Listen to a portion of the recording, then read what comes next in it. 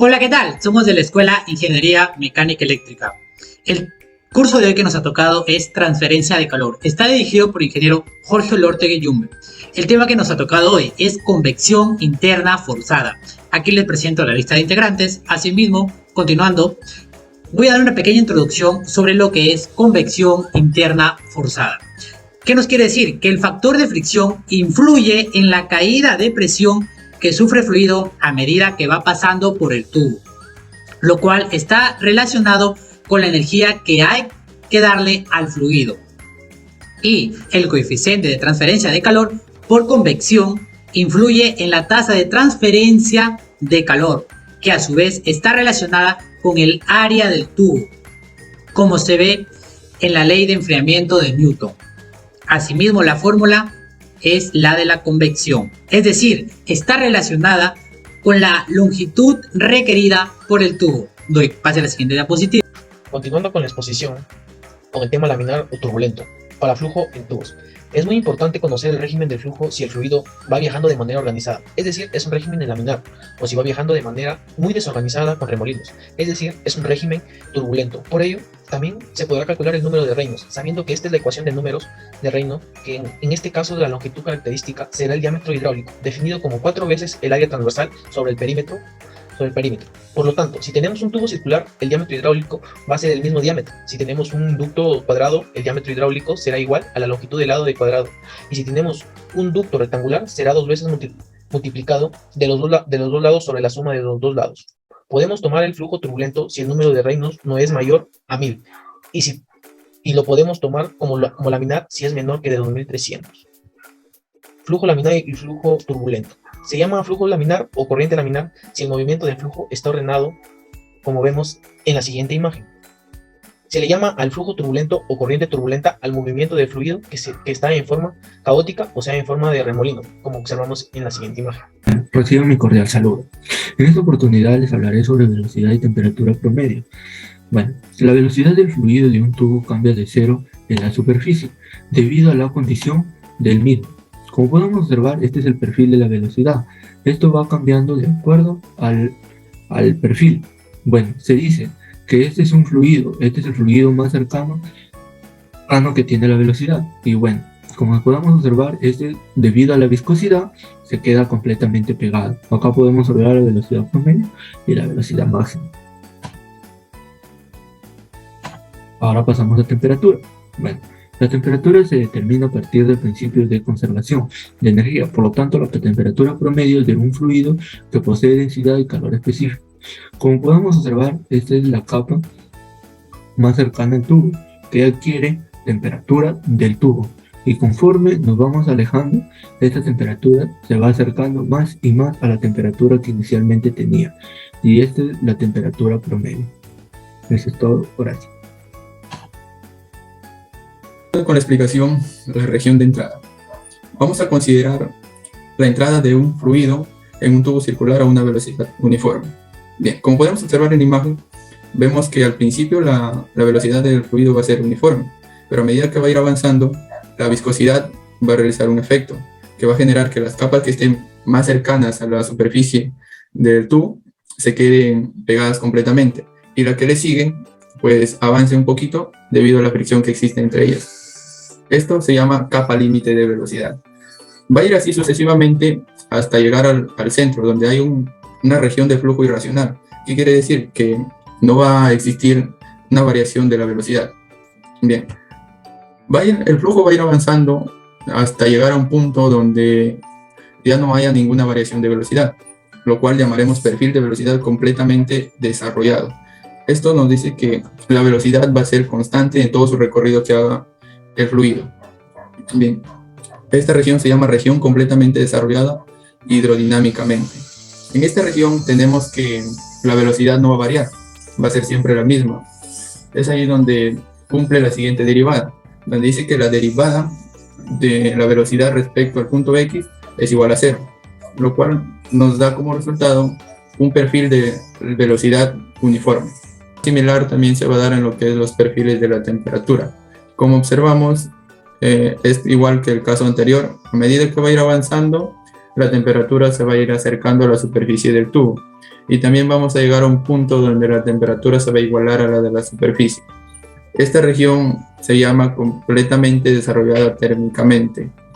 En esta región, como vemos que ya no hay una variación de la temperatura, la expresamos adimensionalmente, donde nos dice que esta temperatura también va a ser cero.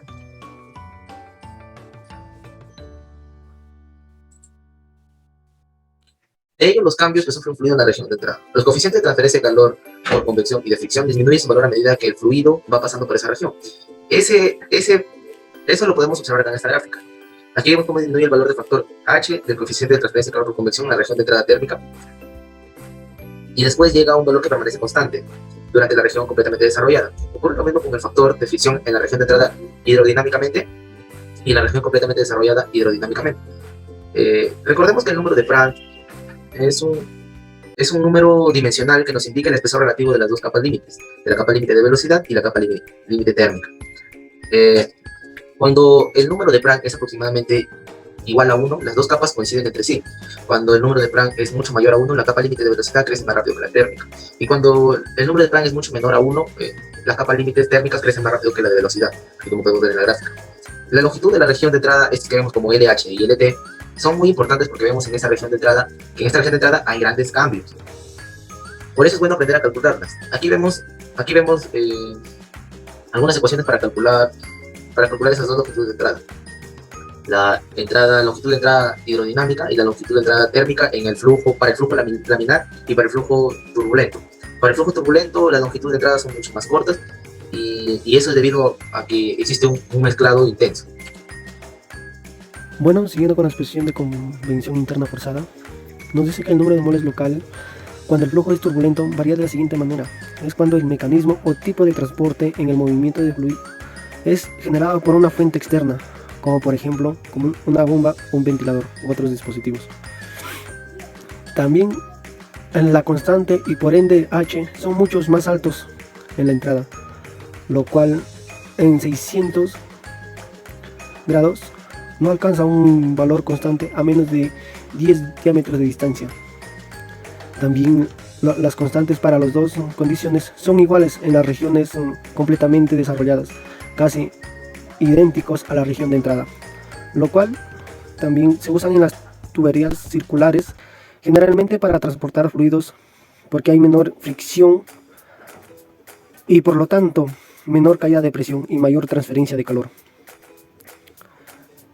Por lo cual voy a dar un ejemplo de convección forzada. Es cuando el vapor de agua también empaña los vidrios de un baño por la caliente temperatura del agua, secador de manos o de pelo.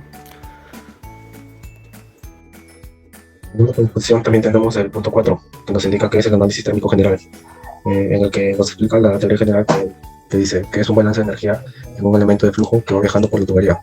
Como podemos apreciar en esta imagen, vemos cómo el flujo va entrando y esta flecha que nos viene a decir que es la tasa de transferencia de calor, y la fórmula general que tenemos, que es igual a la tasa de transferencia de calor es igual al flujo másico por el calor específico sobre la diferencia de temperatura, en el cual nos indica que el flujo E viene a ser la salida y temperatura sub I viene a ser la entrada del flujo.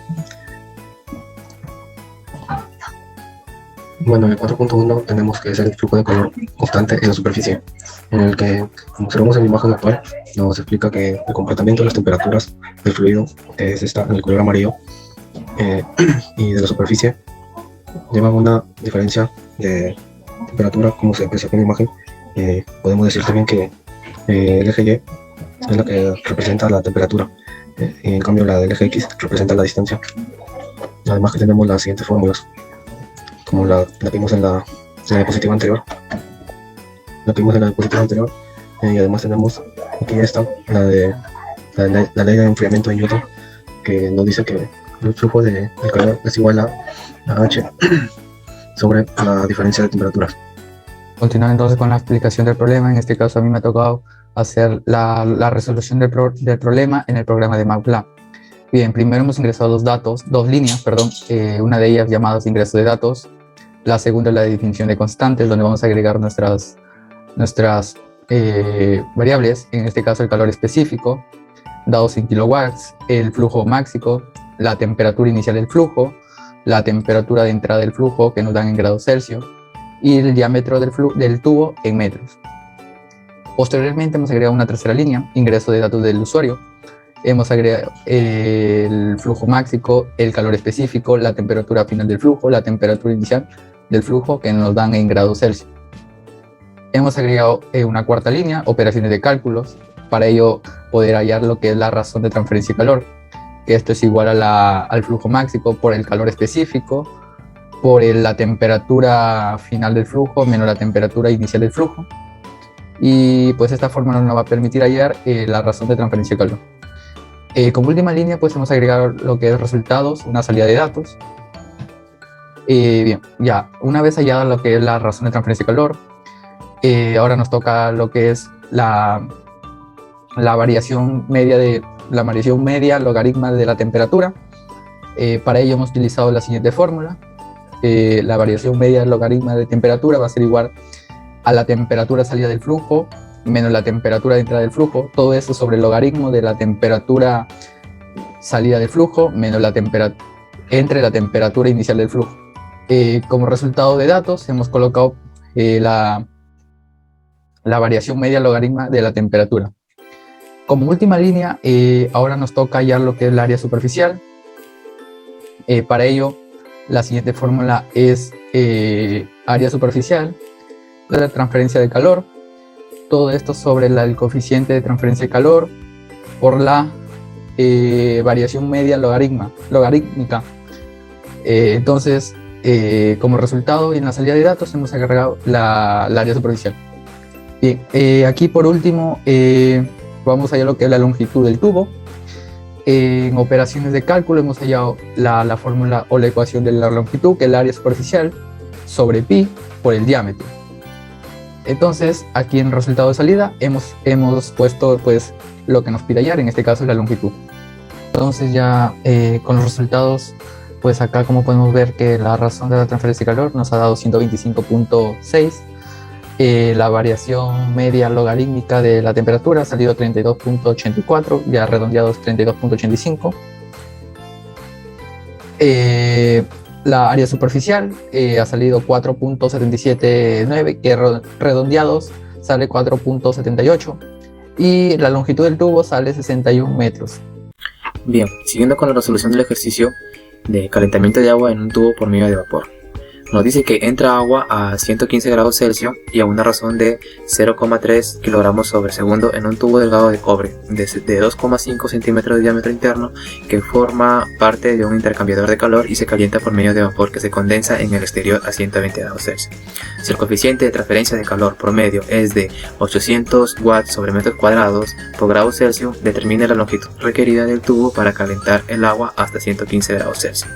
Nos dan el siguiente gráfico y nos dan los datos, que tenemos una temperatura inicial de 15 grados Celsius, una temperatura final de 115 grados Celsius, una temperatura superficial de 120 grados Celsius, nos dan un diámetro de 2,5 centímetros, que esto equivale a 0,025 metros, nos dan un flujo másico que es igual a 0,3 kilogramos sobre segundo, nos dan un coeficiente de transferencia de calor por convección que es igual a 800 watts sobre metros cuadrados por grado Celsius, que esto equivale a 0,8 kilowatts sobre metros cuadrados por grado Celsius. Para hallar su calor específico de agua a temperatura media de la masa, reemplazando las temperaturas que son 15 más 115 entre 2, me da un resultado de 65 grados Celsius, la cual nos vamos a las tablas de agua saturada a 65 grados Celsius y encontramos que su calor específico es igual a 4187 joules sobre kilogramos por grados Kelvin, lo que esto equivale a 4,187 kilojoules sobre kilogramos por grados Kelvin.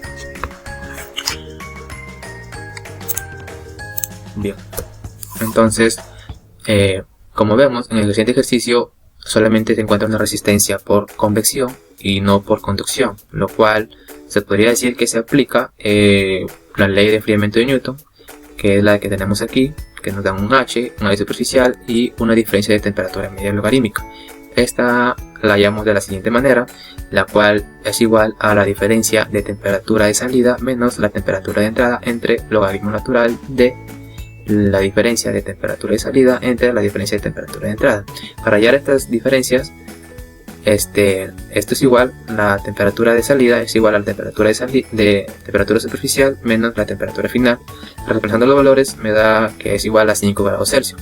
Y la variación de la temperatura de entrada es igual a la temperatura superficial menos la temperatura inicial.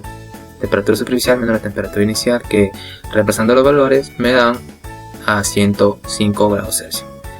Pues bien, cuando ya tenemos estos valores, podemos hallar la razón de la temperatura de transferencia de calor. Aplicamos esta fórmula porque tenemos un flujo másico y reemplazando los valores nos da que la razón de transferencia de calor es igual a 125,6 kilowatts.